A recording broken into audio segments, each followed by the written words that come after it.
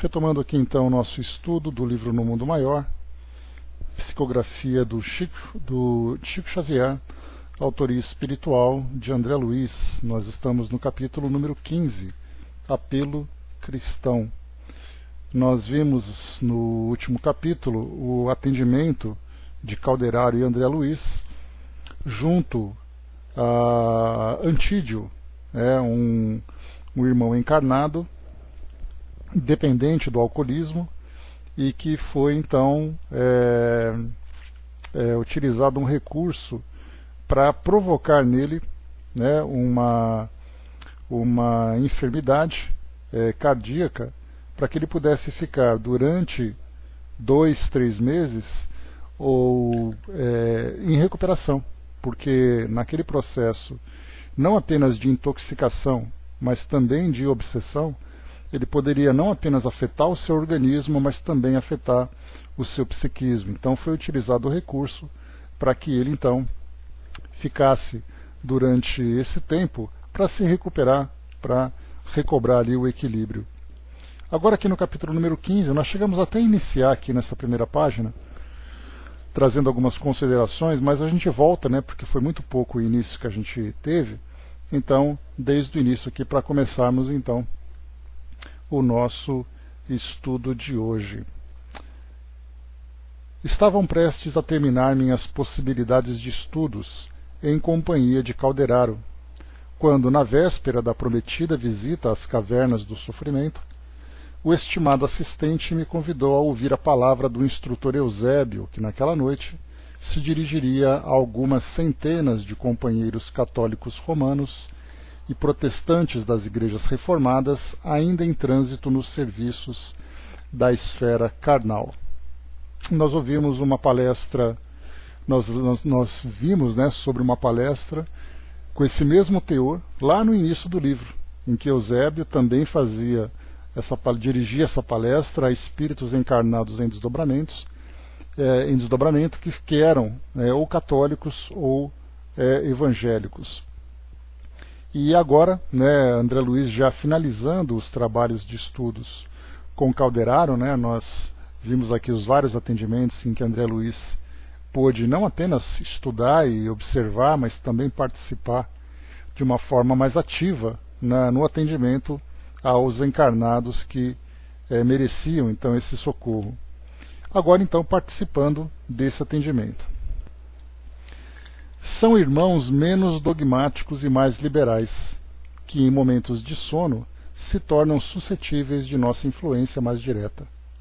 Pelas virtudes de que são portadores, tornam-se dignos das diretrizes dos planos mais altos. Não ocultei a estranheza que me tomara de assalto ante a informação, mas Calderaro ajuntou sem demora. Importa compreender que a proteção divina desconhece privilégios. A graça celestial é como o fruto que sempre surge na fronde do esforço terrestre. Onde houver colaboração digna do homem, aí se acha o amparo de Deus. Não é a confissão religiosa que nos interessa em sentido fundamental, senão a revelação da fé viva, a atitude positiva da alma na jornada de elevação. Claro é que as escolas da crença variam, situando-se cada uma em um círculo diferente. Quanto mais rudimentar é o curso de entendimento religioso, maior é a combatividade inferior, que traça fronteiras infelizes de opinião e acirra hostilidades deploráveis, como se Deus não passasse de um ditador em dificuldades para manter-se no poder. Constituindo o espiritismo evangélico prodigioso núcleo de compreensão sublime, é razoável seja considerado uma escola cristã mais elevada e rica. Possuindo tamanhas bênçãos de conhecimento e de amor, cumpre-lhe estendê-las a todos os companheiros, ainda quando esses companheiros se mostrem rebeldes e ingratos em consequência da ignorância de que ainda não conseguiram afastar-se. A compaixão de Jesus poderia ser medida pelo estado de evolução daqueles que o seguiam de perto. Diante da mente encarcerada no vaidoso intelectualismo de muitas personalidades importantes de sua época, vemo-lo inflamado de energia divina. Pelo contrário, em Jerusalém, no último dia, à frente do populacho exaltado e ignorante, arraigado embora os princípios da crença, encontramo-lo silencioso e humilde, solicitando perdão para quantos o feriram. Imprimindo reflexão mais carinhosa à palavra, acrescentou bondoso: não nos esqueçamos que, acima de tudo, nos empenhamos numa obra educativa. Salvar alguém ou socorrê-lo não significa subtrair o interessado à oportunidade de luta, de lançamento ou de edificação, de alçamento ou de edificação. Constitui amparo fraternal, para que desperte e se levante, entrando na posse do equilíbrio que caracteriza aquele que o ajudou. O Supremo Senhor não se compraz com o possuir filhos miseráveis e infelizes na criação. Espalha bênçãos e dons, riquezas e facilidades eternas a mancheias, esperando apenas que cada um de nós se disponha a reger com sabedoria o patrimônio próprio. Como vemos, todos os setores do serviço espiritual reclamam a divina assistência. Antes de mais amplas elucidações no referente ao assunto, alçamos o campo tranquilo, onde o nobre emissário se fazia ouvir. Bom dia, soldado. Então aqui, até nessa introdução, cheguei até a comentar sobre isso no nosso encontro anterior, quando fizemos esse pequeno começo. Nós lembramos sempre que no plano espiritual a assistência ela chega com mais facilidade a todos aqueles que de alguma forma desejam se elevar. Então, na verdade, o que se procura aqui no nosso mundo são as pessoas que nós podemos dizer pessoas de bom coração, independente da crença que elas tenham, até porque as nossas crenças elas são temporárias. Nós acreditamos em alguma coisa nesse momento a partir da influência que nós recebemos. Por exemplo, se nós aqui, todos nós aqui da sala, estivéssemos reencarnados num país islâmico, nós nos perguntaríamos, nós abraçaríamos de alguma forma o cristianismo? A possibilidade seria muito pequena, porque a nossa educação religiosa desde cedo traria para nós a filosofia islâmica, ainda que uma verdadeira filosofia, com bondade, com amor, o que são as bases daquela filosofia, mas talvez buscássemos algo mais para preencher aquele espaço que falta, de um entendimento melhor sobre o mundo espiritual, sobre a nossa própria existência aqui no mundo material, origem, destino, tudo aquilo que a doutrina espírita traz para nós hoje. Mas a base essencial seria uma base islâmica. Então, embora tenhamos ali aqueles princípios elevados, ou pelo menos é o trabalho que nós realizamos para tentar desenvolver esses princípios, então nós receberemos a influência daquele meio. Mas a partir do momento em que numa outra encarnação nós reencarnamos num outro meio, onde uma nova filosofia traz a sua influência, nós ficaríamos então nesse período de transição, vivenciando temporariamente as influências dessas escolas. Mas os nossos princípios estariam cada vez mais fortalecidos e cada vez mais profundos. Por isso, então, no mundo espiritual, o que se procura é exatamente aqueles que se elevam espiritualmente a partir dos seus valores, a partir das suas ações. Então, aqui nós vimos que tanto católicos como evangélicos, e nós vemos aqui uma situação clara de influência das crenças ocidentais. Por isso, então, nós vimos aqui esse trabalho. Então, qualquer religião, Tic-Tac, nós falamos de pessoas de bom coração, aquilo que eu comentei com vocês. Então aqui nós vemos católicos e evangélicos que participam desse encontro para ouvir, nesse caso, as orientações de Eusébio, e nós percebemos então que há uma presença clara de espíritos reencarnados aqui no nosso mundo ocidental, que é predominantemente católico e evangélico. O cristianismo aqui é muito presente, tendo essas duas escolas como as mais volumosas em termos de seguidores. Não, eu comentei o islamismo, foi aleatório, podia ter falado qualquer coisa. Mas no caso nós vemos aqui então católicos e evangélicos. Agora, e se nós olhássemos para o Oriente, nós perceberíamos que também espíritos que trazem os mesmos princípios que procuram essa elevação espiritual, procuram essa transformação, que seriam também assistidos pelo mundo espiritual, só que agora numa linguagem apropriada àquela cultura, àquelas tradições. Então é importante nós notarmos isso também, porque se observarmos a presença desses espíritos nessa reunião, e somente esses espíritos, que são católicos e são evangélicos, né? Bom dia, Miriam.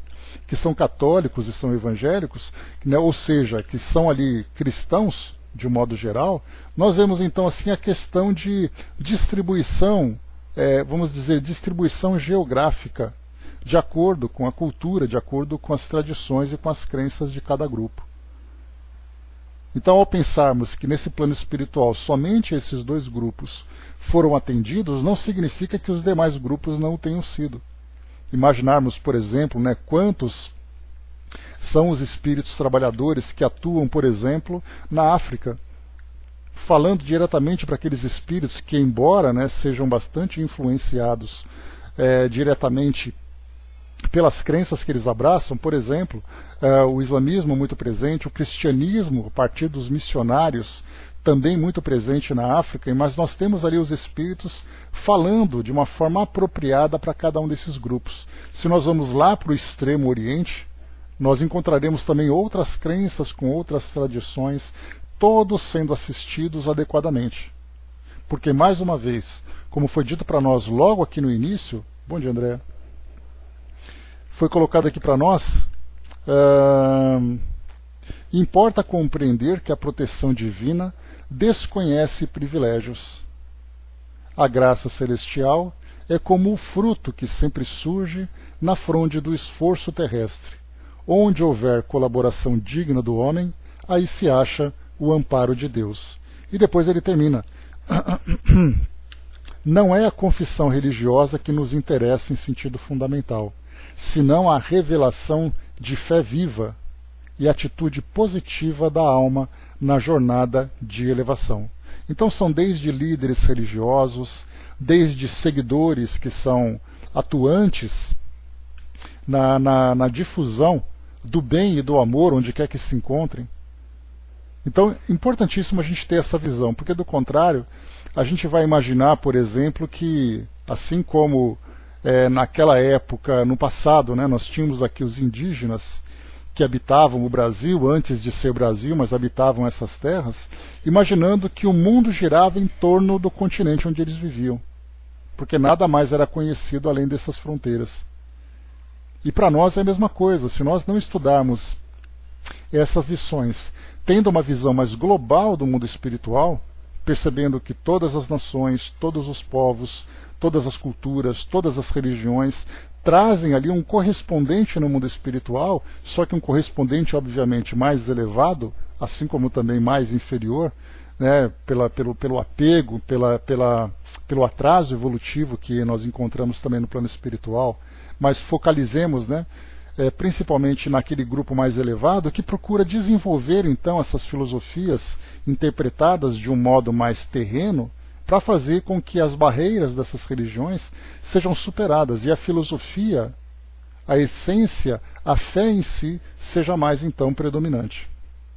Importante nós observarmos isso. O mundo todo trabalha, enquanto hoje nós estamos estudando, nós temos grupos de espíritos, incontáveis grupos de espíritos espalhados pelo mundo todo, atendendo das mais variadas formas.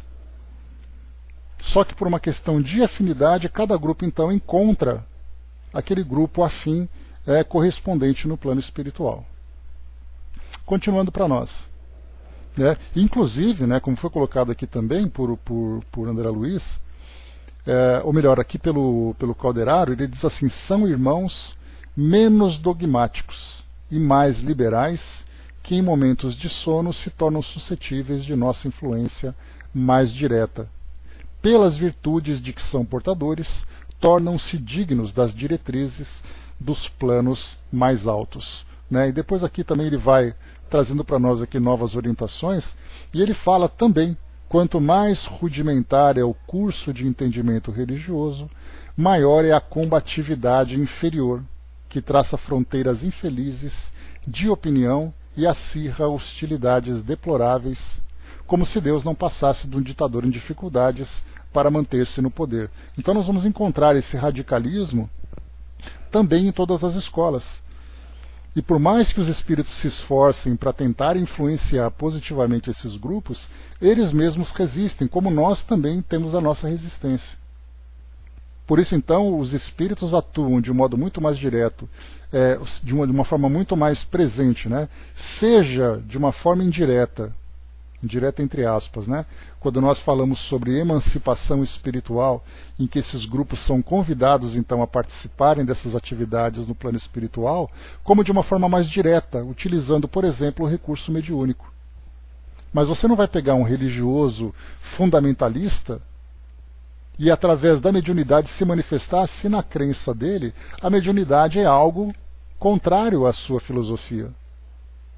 Assim como também na própria emancipação, o espírito, então, se vendo num ambiente estranho àquele que ele acredita, ele também vai criar resistência. Por isso, então, esse respeito ao tempo, respeito às limitações de entendimento de cada grupo, também faz parte dos princípios, né, dos postulados desses grupos. No nosso caso, por exemplo, nós somos espíritas. Nós abraçamos essa filosofia. Portanto, temos uma facilidade muito maior, pelo menos em termos de entendimento do que os espíritos pretendem passar, pelo fato de nós abraçarmos essa filosofia, mas não significa que os nossos valores facilitem essa comunicação, porque depende também dessa facilidade, depende também dessa virtude. E continua aqui para nós.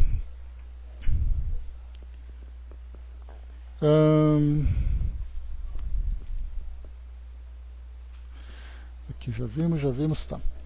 Antes de mais amplas elucidações no referente ao assunto, alcançamos o campo tranquilo onde o nobre emissário se fazia ouvir. De relance observei que a reunião agora não se assinalava por grande número de colegas encarnados, que ali se contavam por poucas centenas, assistidos por quantidade considerável de cooperadores de nossa esfera de ação. O luar balsamizava docemente o arvoredo que se inclinava à passagem do Favônio. Imponente pela claridade sublime que lhe aureolava a figura veneranda, Eusébio, ao que me pareceu, havia iniciado a preleção desde muito. Extasiados, os ouvintes registravam-lhe o verbo tocado de luz celestial, com um pasmo indisfarçável a lhes alterar as fisionomias. Confundidos e ajoelhados, em grande número na relva fresca, sentiam-se repentinamente transportados ao paraíso. O instrutor, envolvido em safirinos reflexos, falava com irresistível poder de atração. Aqui também já vale trazer aqui um bastidor mais técnico. Esse magnetismo que os espíritos acabam demonstrando, inclusive, tem até uma dessas mensagens que nós ouvimos nas nossas introduções que falam sobre o magnetismo de Jesus. Que, independente do que ele dissesse, a sua simples presença já provocava um efeito sobre as pessoas. Chegamos até a falar sobre isso também nas visitas, por exemplo, que as pessoas faziam principalmente ao Chico. Chegavam naquelas caravanas, chegavam em Uberaba, queriam ali conversar com o Chico, tocar a mão dele e de repente na presença ficavam completamente emudecidas. Não sabiam o que falar, não tinham o que falar, muitas vezes até se ajoelhavam, beijavam a mão, choravam, pela simples presença. A princípio, do nosso ponto de vista, nós vamos falar daquela figura que eles estão ali observando, que é alguém famoso, que é alguém que tem uma história muito bonita, que faz um trabalho muito bonito pela doutrina espírita, que é muito conhecido no campo da mediunidade e tudo mais. Mas aquilo que nós não observamos é exatamente essa irradiação desse magnetismo pessoal que acaba envolvendo a todos nós. Quando nós estudamos, então, sobre essas energias, esses fluidos que ficam presentes nos ambientes que nós frequentamos, como, por exemplo, um ambiente religioso, um ambiente hospitalar, um ambiente doméstico, um ambiente social, seja lá como for, em maior ou menor intensidade, nós vemos ali então a presença desses fluidos. E como esses fluidos são formados a partir dos indivíduos que ali se concentram, cada um tem o seu próprio magnetismo. No caso, por exemplo, do Chico, ele também tem ali o seu próprio. Aqui, como nós vimos, né, até mesmo quando nós estudamos no capítulo anterior, onde nós tínhamos, eu me esqueci o nome dela agora, mas era uma das colaboradoras, né, trabalhadoras que Calderaro e André Luiz conheceram, para fazer, né, conversar com aqueles espíritos sofredores, com aqueles espíritos que estavam ali em emancipação. Ela, então, na simples presença dela, né, e depois ela falava com aquele sentimento materno, com todo carinho para poder conversar com eles, e eles então acabavam até cedendo às ideias que ela transmitia. André Luiz então comentava que muito mais do que as palavras que ela dirigia a esses espíritos, a sua simples presença já provocava uma grande comoção. É aquela que nós chamamos, né, aquela autoridade moral. Mas mais do que a autoridade moral, ainda tem essa força magnética que nos envolve, quebrando qualquer tipo de resistência, que é o que acontece, por exemplo, quando nós temos ali espíritos que estão muito endurecidos, como espíritos obsessores, que na presença de um espírito mais elevado, de um orientador espiritual, eles não conseguem, por exemplo, demonstrar toda aquela rebeldia, toda aquela valentia que eles demonstram, né, durante as suas ações. A presença desses espíritos, esse poder magnético acaba então inibindo essas iniciativas que geralmente são tomadas numa situação normal. Então, como a gente viu aqui essa descrição de André Luiz, imponente pela claridade sublime que lhe aureolava a figura veneranda, Eusébio, ao que me pareceu, havia iniciado a preleção desde muito. Extasiados, os ouvintes registravam-lhe o verbo tocado de luz celestial, com pasmo indisfarçável a lhes alterar as fisionomias. Então, como nós vimos aqui, né, sentia-se também no paraíso. Esse conjunto de elementos acabam criando, né, acabam provocando esse efeito sobre aquelas pessoas, né? E não porque eles são católicos ou evangélicos, muitos de nós, assim pelo menos esperamos, chegando no plano espiritual, teremos oportunidade também de participar desses eventos, mas como nós estamos acostumados com essa energia mais bruta que existe no nosso mundo, que a gente reconhece muito mais o indivíduo pela aparência do que pela sua essência, isso é algo natural aqui na nossa sociedade terrena, ao chegarmos no plano espiritual nós também seremos sensibilizados e ficaremos também pasmados, né, com o efeito dessas presenças. Então é a palavra, é a presença, é a história e também é essa influência magnética que deve ser considerada. O instrutor, envolvido em safirinos reflexos, falava com irresistível poder de atração. Se o patrimônio da fé religiosa representa o indiscutível fator de equilíbrio mental do mundo, que fazeis de vosso tesouro, esquecendo-lhe a utilização, numa época em que a instabilidade e a incerteza vos ameaçam todas as instituições de ordem e de trabalho, de entendimento e de construção? Não vos assombra, porventura, acordando-vos a consciência, a borrasca renovadora que refunde princípios e nações? Supondes possível uma era de paz exterior, sem a preparação interior do homem no espírito de observância e aplicação das leis divinas? Por admitir semelhante contrassenso, na máquina, filha de vossa inteligência, vos anula as possibilidades de mais alta incursão no reino do Espírito Eterno. Ele vai continuar aqui. Nesse primeiro parágrafo, nós percebemos, então, que as colocações dele não dizem respeito a uma doutrinação espírita. Ele não fala, por exemplo, que ele quer que todos esses irmãos acreditem na reencarnação, se vejam como espíritos, compreendam a mediunidade. Ele fala sobre o trabalho, a ação prática na transformação do mundo a partir dos valores e dos princípios que eles então desenvolveram nas escolas em que eles frequentam,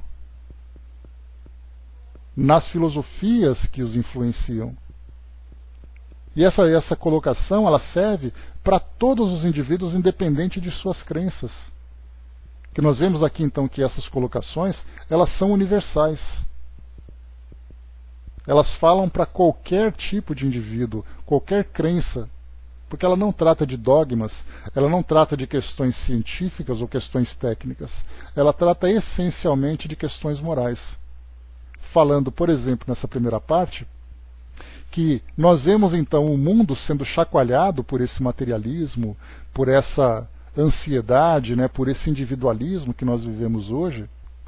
E aí ele faz uma pergunta: supondes possível uma era de paz exterior sem a preparação interior do homem no espírito de observância e aplicação das leis divinas? Esse chamamento significa: não adianta ficar ali vivendo apenas os dogmas daquela religião se não transformar esse aprendizado em ações de transformação do mundo, começando pela transformação pessoal. Somente aquele indivíduo que tem a paz interior é capaz de transformar o ambiente exterior à sua volta. Não adianta a gente querer simular uma transformação,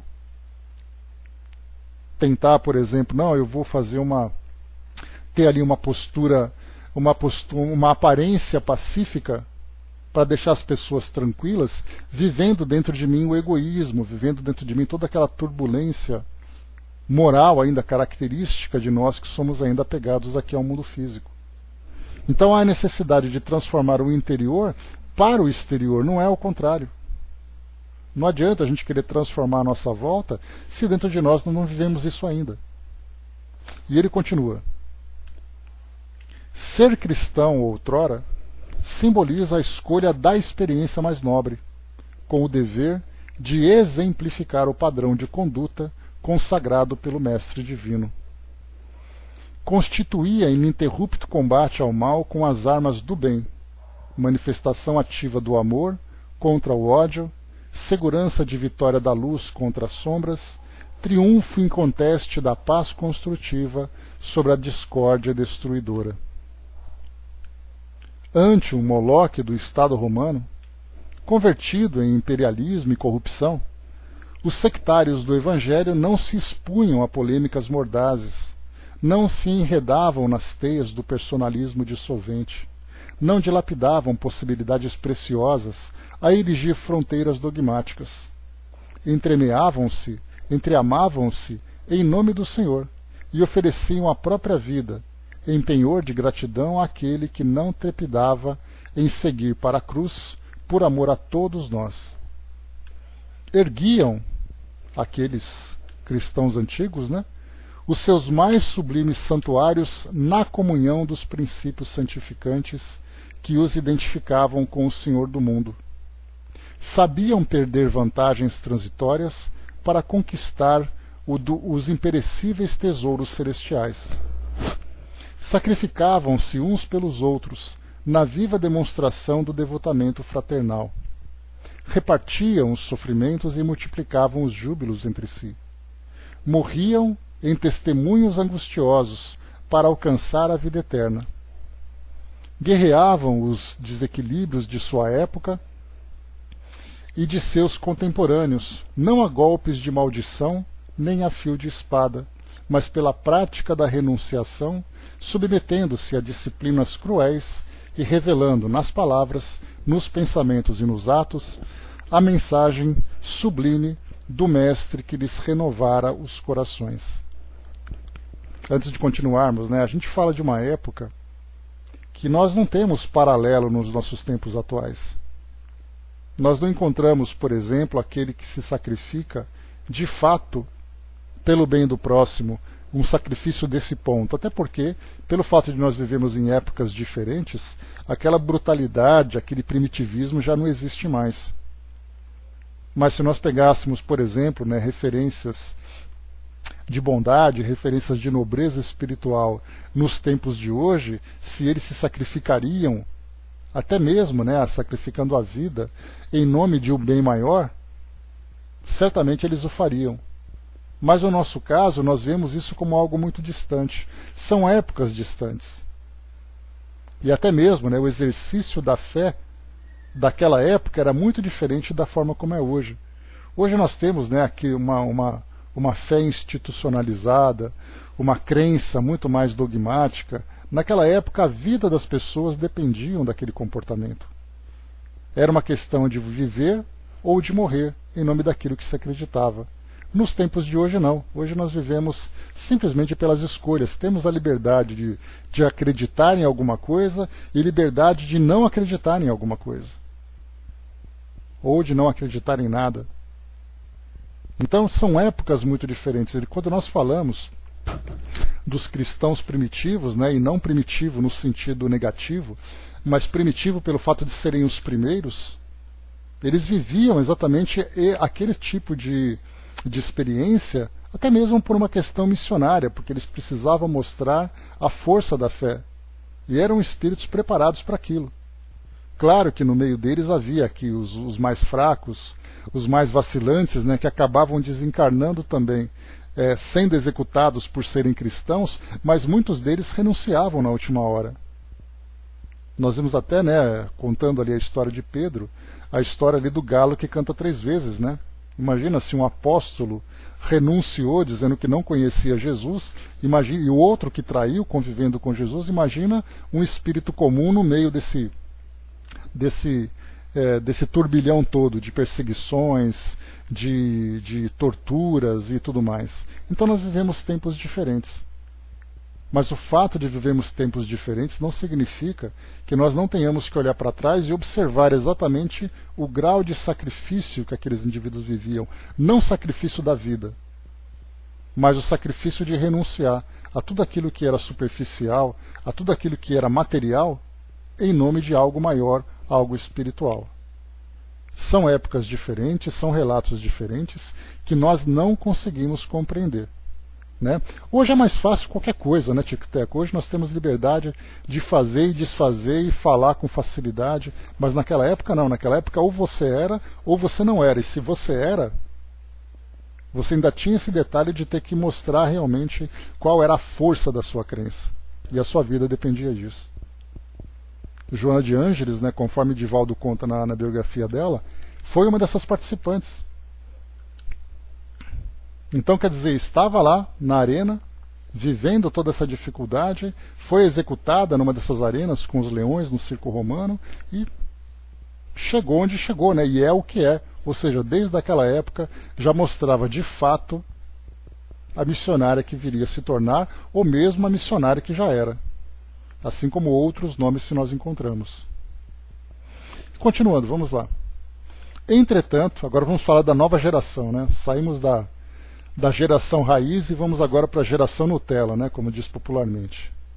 Entretanto, herdeiros que sois daqueles heróis anônimos que transitaram nas aflições de espírito edificado nas promessas do Cristo, que fizestes vós da esperança transformadora, da confiança sem vacilação, onde colocastes a fé viva de vossos patriarcas, que os vossos patriarcas adquiriram a preço de sangue e de lágrimas, que é do espírito de fraternidade que assinalava os aprendizes da Boa Nova, enriquecidos pelas graças do céu, pouco a pouco ouvidastes as portas da revelação divina em troca das comodidades humanas.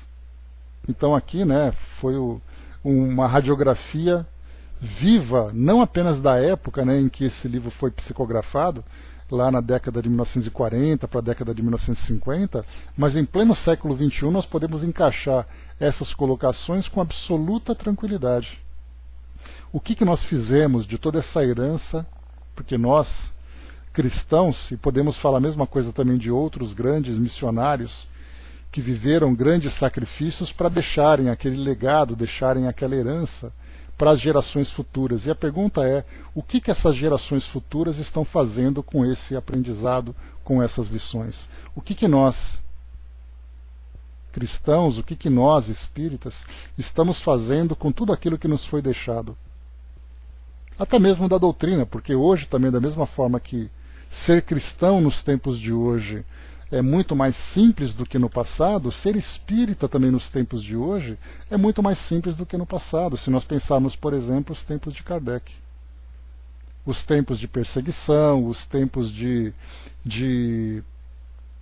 críticas, o bullying que se sofria por ser espírita daquela época. Hoje não, hoje nós temos um centro espírita em cada bairro, né, com facilidade, ou mais de um centro espírita em cada bairro. Não vou colocar em cada esquina, porque seria até exagero, mas né, com facilidade nós encontramos casas espíritas espalhadas pelo Brasil inteiro. Temas da doutrina espírita sendo abordados, né, temas também abordados pela doutrina espírita, sendo abordados nos programas de televisão. Você entra numa biblioteca e a fileira de livros espiritualistas, incluindo livros espíritas, não ficam mais lá nos fundos das bibliotecas, pelo contrário, ficam logo à mostra. Então, para nós é muito fácil nos declararmos cristãos e espíritas, né, pela facilidade que os tempos têm. Mas a vivência de hoje é muito mais difícil. A vivência dessa experiência para nós continua ainda sendo muito limitada. Porque se nós pensarmos nos cristãos do passado e nos espíritas do passado e falarmos do trabalho que eles realizaram de transformação do mundo e fazer uma comparação com aquilo que nós estamos vivendo hoje, nós somos ali espíritas de gabinete, não espíritas de mão de massa, de colocar a mão na massa mesmo e de realizar esse trabalho. É realmente muito difícil. O Brás pergunta ali, né, às vezes me pergunto sobre isso, né, os sacrifícios para nos elevar, sacrifício pelo coletivo. Brás, da mesma forma que nós temos, né, a mudança dos tempos, da própria evolução da doutrina espírita, de pensarmos que no passado nós tínhamos ali fenômenos de efeitos físicos, fenômenos mais ostensivos, né, para chamar a atenção, e depois essas manifestações foram se tornando cada vez mais sutis, as demonstrações de fé do passado também sofreram transformações. Se no passado era algo mais ostensivo, muito mais agressivo, pelo próprio primitivismo da sociedade, nos tempos de hoje é diferente. O nosso sacrifício atual é muito diferente do sacrifício daquela época. Naquele período era um sacrifício da vida. Nos tempos de hoje nós estamos sacrificando prazeres, sacrificando interesses em benefício de algo maior. E temos que lembrar que no passado nós também tivemos ali o nosso período de sacrifício. Ainda que fosse um sacrifício mais brando, mais tranquilo, né? Era muito mais fácil a gente negar simplesmente, virar as costas e procurar outra coisa mais interessante, mas isso trouxe para nós consequências. Mas nos tempos de hoje, os sacrifícios que são exigidos de nós, graças a Deus, são sacrifícios muito menores, muito mais simples. Mas ainda assim nós temos tanta dificuldade em vivenciar isso tudo, pela nossa própria resistência, porque o ensinamento já está presente, a dificuldade é a gente colocar ele em prática. Fazer o bem coletivo naquela época, ou ia para a fogueira ou para a cruz, né? Hoje está mais leve, só vai para a cadeia, e mesmo assim, né, quando se faz, né? Bom dia, Regina. O Tico Teco colocou, né, a bola da vez é um bandista, né? A gente ainda tem esse fenômeno ainda, né, Tico Teco? Esse problema, né, que é uma questão muito mais social do que espiritual aqui no Brasil, né? Porque nós olhamos aquela questão da raça, das tradições, do preconceito dogmático, né? Então é muito mais social do que necessariamente espiritual. Mas com o passar do tempo isso vai se transformando, né? Continuando, vamos lá. Diz aqui então para nós, Eusébio. Ele perguntou, né, quando ele comentou para nós aqui, né, que pouco a pouco esquecestes as portas da revelação divina em troca das comodidades humanas. Construístes entre vós mesmos barreiras dificilmente transponíveis. Intoxica-vos o dogmatismo, corrompe-vos a secessão. Estreitas interpretações do plano divino vos obscurecem os horizontes mentais. Abris hostilidade franca em nome do reino de Deus, que significa amor universal e união fraterna. Conspurcais a fonte das bênçãos, amaldiçoando-vos uns aos outros, invocando para isso o príncipe da paz, que para ajudar-nos não hesitou ante a própria morte afrontosa. Imagina levar uma chacoalhada dessa, né? A que delírio chegastes estabelecendo mútua concorrência à imaginária obtenção de privilégios divinos? Antigamente, os companheiros do Cristo disputavam a oportunidade de servir. No entanto, na atualidade, procurais as mínimas ocasiões de serdes servidos. Reverenciais do Senhor da luz, dos séculos, e mantende-vos nas sombras do nefando egoísmo. Proclamais nele a glória da paz e incentivais a guerra fratricida, em que homens e instituições se trucidam reciprocamente. Recorreis ao Divino Mestre, centralizando em sua infinita bondade a fonte inesgotável do amor. Entretanto, cultivais a desarmonia no recôndito do ser. Por que estranhas convicções supondes conquistar o paraíso à força de afirmativas labiais?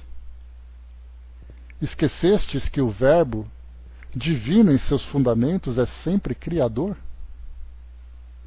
Como admitir a redenção ao preço de simples palavras, a que nenhum significado objetivo emprestais pelas atitudes? Todavia, é imperioso reconhecer o caráter sublime de vossa tarefa no mundo.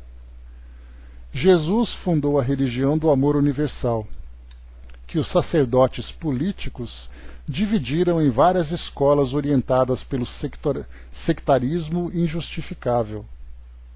Malgrado esse erro lastimável dos homens, a essência dos vossos princípios é aquela mesma que sustentou a coragem e a nobreza dos trabalhadores sacrificados nos primeiros dias do cristianismo. Por que alguns missionários das verdades religiosas olvidassem a paternidade divina e se permitissem desmandos da autoridade, preferindo a opressão e a tirania, não sois menos responsáveis agora pelos sagrados depósitos que Jesus nos confiou, destinados aos serviços de elevação humana e de santificação na terra. O Evangelho, em suas bases, guarda a beleza do primeiro dia. Sofisma algum conseguiu empanar o brilho de amai-vos uns aos outros como eu vos amei. Perante os desafios do céu, credes acaso servir a Deus encarcerando os serviços da fé nos templos suntuosos? A pompa do custo exterior só faz realçar o desatino de vossas perigosas ilusões acerca da vida espiritual. Infrutífera seria a divina missão do Mestre se a Boa Nova permanecesse circunscrita às trincheiras sectárias, onde presunçosamente vos refugiais com o objetivo de inflamar a execranda fogueira das hostilidades simuladamente cordiais. Não encontrastes outra fórmula de externar a crença além da concorrência menos digna? Em vão ergueis castelos de opinião para o verbalismo sem obras, porque se a morte surpreende o materialista revel, descortinando-lhe o realismo da vida, o túmulo abre também o tribunal da reta justiça a quantos se valeram da religião para melhor dissimular a indiferença que lhes povoa o mundo íntimo. Não julgueis esteja a fé consagrada a menor esforço. Qual ocorre a ciência, a religião tem seu trabalho específico no mundo. Força equilibrante do pensamento, seus servidores são chamados a colaborar na harmonia da mente humana. Na atuação da fé positiva, reside a força reguladora das paixões, dos impulsos irresistíveis da animalidade de que todos emergimos no processo evolucionário que nos preside a existência. Jesus, por isso, não confinou seus ensinamentos ao círculo estreito dos templos de pedra. Reverenciou, em verdade, os monumentos que recordassem os lugares santos da oração, consagrados às manifestações superiores do Espírito. Entretanto, não se cristalizou nas atitudes adorativas. Viveu conquistando amigos para o reino dos céus. Não impôs aos seus seguidores normas rígidas de ação. Pedia-lhes amor e entendimento, fé sincera e bom ânimo para os serviços edificantes. Aproximando-se de Madalena, não extravaga em baldas conversações, interessa-lhe o coração no sublime apostolado renovador. Visitando Zaqueu, abençoa-lhe o esforço nobre e construtivo. Dirigindo-se à mulher samaritana, não desce às contendas inúteis, impressiona-a pelo contato de sua alma divina, fazendo-a abandonar o velho cântaro da fantasia para que busque as fontes eternas. Convivendo com cegos e leprosos, loucos e doentes de todos os matizes, exemplificou a vida social baseada na fraternidade mais pura e nos mais elevados estímulos à santificação. Por fim, imolado na cruz, seus 2 últimos companheiros eram ladrões confessos, aos quais não hesitou dirigir a palavra fraterna, inflamada de amor. Como invocar-lhe o nome para justificar os desvarios da separação por motivos de fé? Como apoiar-se no amigo de todos para deflagrar embates de opinião, acendendo fogueiras de ódio em prejuízo da solidariedade comum, que ele exemplificou até o supremo sacrifício? Não será denegrir-lhe a memória difundir a discórdia em seu nome? Notei que as palavras do orientador provocavam funda impressão. A maioria dos ouvintes chorava em comoção irregressível, sentindo-se tocada pelo juízo celeste. Então, até aqui, para a gente poder continuar, todas essas chamadas de atenção, elas ocorrem, claro, para todos os grupos de espíritos que, de alguma forma, têm a intenção de se elevarem espiritualmente. O problema é o ditado popular, que de boa intenção o inferno está cheio. E no mundo espiritual, principalmente nas dimensões mais inferiores de maior sofrimento, lá também nós encontramos muitos espíritos que tiveram boa vontade, ou tiveram boa intenção, mas que não tiveram a boa vontade para poder fazer com que aquilo que eles acreditassem em essência se transformasse em atitude. Então, esse tipo de chacoalhada que esses espíritos estão chamando acaba sendo a mesma chacoalhada que nós constantemente também levamos. Nós, de modo geral, todos nós, espíritas, não espíritas, não importa qual seja a escola a que pertença. Mas é importante para nós, independente agora da repreensão que todos estão levando agora nessa passagem, é importante nós olharmos qual é exatamente o nosso papel no mundo. Porque quando nós abraçamos a doutrina espírita, de imediato nós pensamos naquilo que nós precisamos fazer, mas também olhamos para frente procurando aquilo que nós desejamos alcançar. E aí então nós temos que pensar nas nossas intenções, se estão de acordo com as nossas ações. Porque hoje nós temos a capacidade de fazer essa análise com bastante clareza, de fazer uma autoanálise, de fazer um auto-julgamento, de se perguntar exatamente, de nós nos perguntar se nós estamos agindo de acordo com aquilo que nós desejamos. Imaginar, por exemplo, dentro de uma vida acadêmica, o aluno que pretende prestar um vestibular para passar numa universidade que tem ali um grau de exigência alto, o que exatamente ele faz para poder passar nesse vestibular? Quais são os seus sacrifícios? Quais são os seus esforços? Quais são as suas ações? E na verdade nós estamos constantemente passando no vestibular. Só que o nosso vestibular é um vestibular moral e espiritual. Nós desejamos entrar para o círculo dos espíritos elevados. Para isso, a nossa prova de caráter acontece todos os dias, não acontece no fim do ano. E vem exatamente o vestibular da vida, o vestibular do espírito.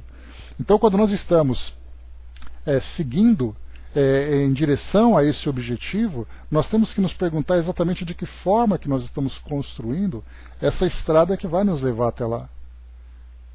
E ontem mesmo nós conversamos sobre isso, falando sobre sobre a lei de adoração, ali trabalhando com a prece, nós conversamos bastante sobre as atitudes morais que nós precisamos ter, o modo como nós nos relacionamos uns com os outros, o modo como nós trabalhamos com as nossas ideias, que muitas vezes, né, divergem das ideias dos outros.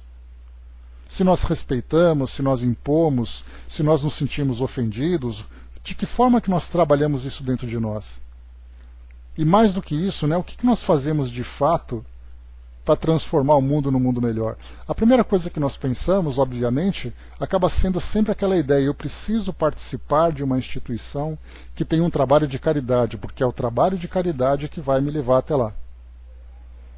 Nós já temos a ideia, né, de que fora da caridade não há salvação, então eu preciso entregar uma roupa para alguém, eu preciso dar um prato de sopa, preciso fazer alguma coisa. E nós nos esquecemos daquilo que é o mais essencial, que é exatamente ali a caridade moral, que é a nossa transformação interior, no modo como nós nos relacionamos com as pessoas. Entregar um prato de comida para alguém não vai transformar o mundo. Vai matar a fome daquela pessoa naquela hora. Eu entregar para ela uma blusa que ela não tem, ela vai deixar de se sentir frio. Agora, se eu me transformar moralmente e começar a mudar o meu relacionamento com as pessoas, isso sim transforma. Então aquele prato, aquela camiseta, aquele trabalho social que eu faço, na verdade é um trabalho muito mais para me transformar do que para transformar aqueles que recebem.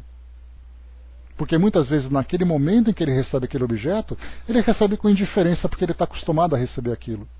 É mais um prato, é mais uma camiseta que deram para ele. Ele pode se transformar? Pode, mas muitas vezes ele passa por indiferença. Quantas vezes, né, grupos que fazem trabalhos sociais vão e encontram as mesmas pessoas nas mesmas condições, pedindo as mesmas coisas e necessitando das mesmas coisas? Então, na verdade, aquele trabalho para ela muitas vezes pode até trazer um efeito contrário. Mas o ato de eu praticar aquilo, compreendendo que eu estou tentando melhorar a vida das pessoas, é essa minha iniciativa que me transforma, que vai se refletir em várias outras atitudes onde quer que eu me encontre. Então foi tudo isso que nós conversamos ontem. Sobre nós optarmos por uma forma de viver diferente, por nós agirmos diferentes, por nós trabalharmos as nossas dificuldades, aquilo que nós temos ainda de primitivo, de mais agressivo. E quando nós falamos agressivamente, nós não falamos de físico. Muitas vezes uma ideia que eu exponho, uma contrariedade que eu apresente para o outro, isso é uma agressividade. Eu posso estragar o dia daquela pessoa pelo fato de eu fazer um comentário negativo. Não machuquei fisicamente, mas só o fato de lançar uma ideia contrária, e a pergunta que a gente faz: por que eu fiz aquilo? O que eu esperava ganhar com aquilo?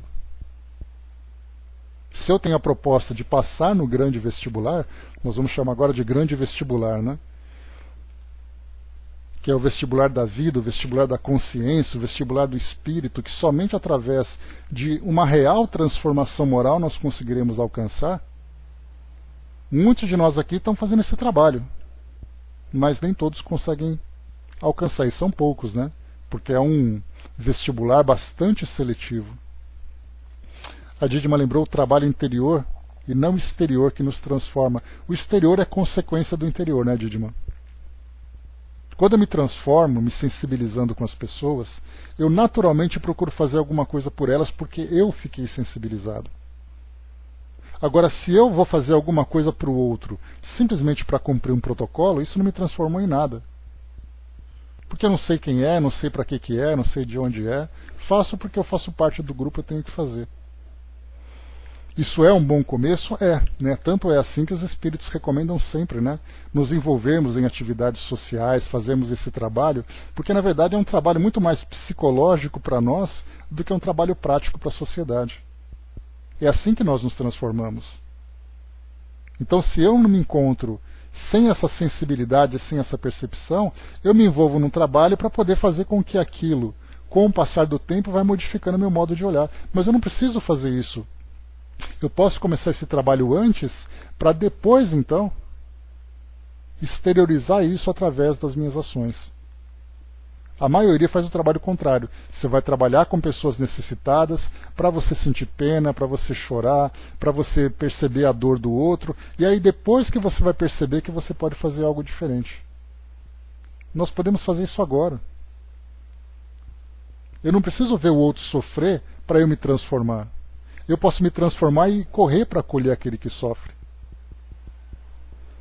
O soldado colocou, né, são muitas tentativas até conseguir, né? A gente vê, né, soldado, que, embora a gente fale do grande vestibular, dá a impressão de que nós só temos uma única tentativa para poder passar nessa grande prova, né? Mas, na verdade, cada etapa que nós evoluímos é uma pequena conquista. O problema é a extensão dessa conquista. Nós temos conquistas tão pequenas, muitas vezes a gente volta para o mundo espiritual e faz um balanço, a gente se transformou tão pouco da última existência para cá. Teve um ajuste aqui, outro ajuste ali, né? Porque nós vemos que as nossas experiências aqui no mundo físico, elas acabam sendo recheadas muito mais de expiações do que de conquistas. Ou seja, a gente volta muito mais para resolver problema do que para criar oportunidades. Então, sempre temos ali algo a mais que nós alcançamos, mas é muito pouco. Porque nós não vivemos de uma forma equilibrada, de uma forma sensata, a ponto de ter uma vida tranquila, sem grandes dores, mas sempre com oportunidade de novas criações. É isso que nós precisamos focar. Então, cada vez a gente vai ganhando algo mais, cada vez a gente vai conquistando um pouco mais, mas a gente pode aumentar gradativamente a extensão dos nossos passos. Porque a transformação moral vem da superação de nossos limites, né? Porque por si só já é algo praticamente impossível de início, né? A natureza não dá saltos, né? São progressos cuja soma deles leva a uma futura evolução. Então a gente vai, aquele de grãozinho em grãozinho, mas por que não de tijolo em tijolo, né? Continuando, vamos lá para a gente acompanhar aqui a orientação, esse esfrega, né, que Eusébio está dando aqui nesses nossos irmãos, que por consequência é um esfrega que nós estamos tomando também. Notei que as palavras do orientador provocavam funda impressão. A maioria dos ouvintes chorava em comoção irregressível, sentindo-se tocada pelo juízo celeste. Ou seja, né, o juízo celeste é o chamamento da consciência, o tribunal da consciência que está apontando, né? Você acredita, você frequenta, você faz, mas o que exatamente você pratica em termos de filosofia de vida daquela lição que você recebe? Eusébio, que mantinha presa a atenção geral, prosseguiu impávido. Não se vos reclama a transferência do depósito espiritual da crença veneranda. Em todos os setores onde a sementeira do Cristo desabrocha, é possível honrar a divina lei, gravando-lhe os parágrafos sublimes no coração. O que se pede do vosso espírito de crença é o aproveitamento das bênçãos celestiais esparzidas sobre vós em caudalosas correntes de luz. Importante aqui que ele coloca, né? Ele não pede que ninguém mude de religião. Por isso ele coloca, não se vos reclama a transferência do depósito espiritual da crença veneranda. Ou seja, você continue o que você está na escola que você frequenta. Continue abraçando a fé que te faz feliz, que te faz bem. O que ele está chamando a atenção é o aproveitamento dessas lições. Não um aproveitamento apenas teórico, porque eu sei onde fica, eu sei qual é o livro, sei qual é o capítulo, sei qual é o versículo. Não. De que forma que você age no seu dia a dia a partir dessas instruções? Que hoje são claras, porque até mesmo quando nós vamos, por exemplo, para as religiões católicas e evangélicas, que se baseiam essencialmente nesses textos bíblicos, nós temos ali sábios, filósofos, teólogos, que exploraram melhor esses assuntos, levando, né, para esses fiéis uma explicação mais detalhada da vivência prática dessa filosofia. Porque da mesma forma que nós temos, né, o Evangelho segundo o Espiritismo, temos também, para aqueles irmãos, né, o Evangelho segundo a doutrina evangélica, nós temos o Evangelho segundo a doutrina católica, tanto é assim que cada um faz a sua interpretação. Mas na essência, na parte moral, que é mais importante, todos eles estão ali em comum, todos eles falam a mesma linguagem. Não vai ter aquela ideia do amor ao próximo, do amar a Deus e do amor ao próximo, lido de modo diferente em outras crenças. Só que o problema é que se acaba ficando muito mais preso em dogmas, em teorias, do que a prática, assim como acontece conosco também. Essas leituras, né, Tico e Teco, elas acabam sendo instrutivas, porque elas conseguem fazer com que nós aprofundemos as nossas interpretações, desde que seja ali uma interpretação correta, porque do contrário a gente acaba desviando daquele princípio original, né? E continua para nós aqui. Não limiteis, portanto, a demonstração da confiança do Altíssimo aos cerimoniais do culto externo. Varrei a indiferença que vos enregela as basílicas suntuosas. Convertamo-nos em verdadeiros irmãos uns dos outros. Transformemos a Igreja no docilar da família cristã, quaisquer que sejam as nossas interpretações. Esqueçamos a falsa afirmativa de que os tempos apostólicos passaram para sempre.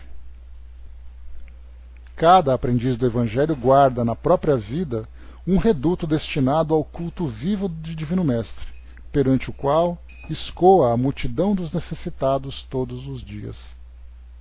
Percebem então aqui o que ele colocou?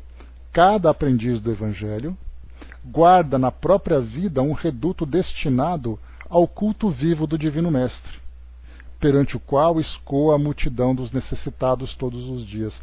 Exatamente isso, quer dizer, nós vamos atender a esses necessitados pelo fato de termos esses princípios. Não vamos até esses necessitados para desenvolver os nossos princípios. Para aqueles que se encontram ainda num grau mais endurecido, né, infelizmente, né, a grande maioria de nós está nesse grupo, precisamos ainda de fazer esse trabalho para ver a dor do outro, para ver para sentir o efeito daquele espírito coletivo de trabalho, para podermos nos sensibilizar. E nós vemos isso, infelizmente, né, como no próprio Livro dos Espíritos, nós veremos sobre isso mais tarde, mais para frente, né, nos nossos estudos, na lei de destruição, que Kardec pergunta, né, qual é o objetivo das grandes calamidades? E os Espíritos respondem, né, que primeiro para um ajuste natural do mundo material que nós vivemos, e o segundo é para dar uma chacoalhada na sociedade. Aquela sociedade indiferente, aquela sociedade individual, aquela sociedade egoísta, de repente dá aquela chacoalhada e a gente vê aquele tanto de sofrimento e aí então começa aquela mobilização. Aqueles grupos que se oferecem como voluntários, coletas de produtos, de atendimento àqueles que sofrem. Somente assim que a gente consegue se sensibilizar. Então, quer dizer, esse aprendizado para nós, bom dia, moça. Esse aprendizado para nós é importante, de percebermos que nós temos dentro de nós um espaço próprio para o exercício desse amor ao próximo. Basta apenas que a gente pratique. Porque oportunidades não faltam, né? Eu sempre falo para vocês, aproveitemos as oportunidades, mas criemos também oportunidades, porque do contrário, a gente vai dizer, eu não tenho nada para fazer porque não aparece nada para fazer. Basta olhar para fora, todos os dias nós vemos algo diferente para se fazer. O Braz lembrou, né? Estou vendo o planeta Terra inteiro a passos largos para um período de trevas novamente, né? Braz, a orientação que os Espíritos trazem para nós é que esse momento que nós estamos vivendo é um momento de transição, talvez o momento mais crítico dessa transição. E é muito natural que muitas agitações aconteçam, mas são agitações produtivas, não apenas destrutivas. É importante nós lembrarmos também que se hoje, né, seja aquele período importante, né, mas mesmo assim, se nós achamos que esse período que nós estamos vivendo é um período ruim, eu sempre falo para vocês, basta a gente olhar na linha do tempo, voltar um pouquinho no tempo, que a gente vai ver o que era o nosso planeta há 500 anos. O que era o Brasil há 300 anos, 200 anos, 200 anos apenas. Aí nós vamos ver o quão melhoramos. Então, na verdade, essa agitação toda faz parte desse momento. Então não precisa voltar muito tempo, não. Então, quando nós observamos que essa grande agitação é uma agitação íntima, é uma agitação por consequência social, porque cada um que se mostra, né, com grande ansiedade, essa ansiedade acaba sendo somada com outros ansiosos, e aí então nós criamos uma sociedade ansiosa. E aí depois nós vemos também as consequências desse nosso interesse, desse nosso apego, desse nosso desespero, em busca de uma felicidade ilusória. Continua aqui para nós, mais uma vez então. Cada aprendiz do Evangelho guarda na própria vida um reduto destinado ao culto vivo do Divino Mestre, perante o qual escoa a multidão dos necessitados todos os dias. Amando e socorrendo, crendo e agindo, Jesus amparou a mente desequilibrada do mundo greco-romano, infundindo-lhe vida nova em favor da humanidade mais feliz. Assim, igualmente, cada discípulo da fé redentora pode e deve cooperar no reerguimento dos irmãos frágeis e vacilantes, em todos os sentidos aqui, frágeis e vacilantes moralmente e materialmente. Nós também temos as nossas fragilidades e os nossos vacilos, então nós podemos ajudar e também podemos ser ajudados, como somos todos os dias. Fugir ao farisaísmo dos tempos modernos, que se recusa ao auxílio fraternal em nome do gênio satânico do cisma dogmático. Ou seja, né, esse farisaísmo, né, dos fariseus, né, que somente viviam em função do culto à palavra, mas não ajudavam, né, como a gente lembra, né, do bom samaritano. O fariseu passa, encontra ali aquele sofredor, e ele passa porque não. É o indivíduo que não faz parte da minha crença, isso é um problema dele. Nós encontramos isso hoje. E o detalhe, né, que lamentavelmente nós encontramos é que encontramos muitos grupos que procuram prestar essa assistência, mas em troca de uma conversão. Isso é algo muito negativo, inclusive no meio espírita. Para você receber aquele benefício, você tem que frequentar aquele lugar, você tem que ler esse livro, você tem que fazer tal coisa. E nós acabamos desrespeitando a individualidade. E nos esquecemos da caridade, que é o mais importante. Jesus nunca foi pregador da desarmonia. Jamais endossou a vaidade petulante dos que pelos lábios se declaram puros, mantendo o coração atascado do lodo miásmico do orgulho e do egoísmo fatais. Mobilizemos nossa confiança no Todo Misericordioso, dilatando-lhe o reino bendito da redenção. Aguardar o céu, menosprezando a terra, é obra de de insensatez. Olha essa frase aqui, frase de geladeira, hein? Aguardar o céu, menosprezando a terra, é obra de insensatez.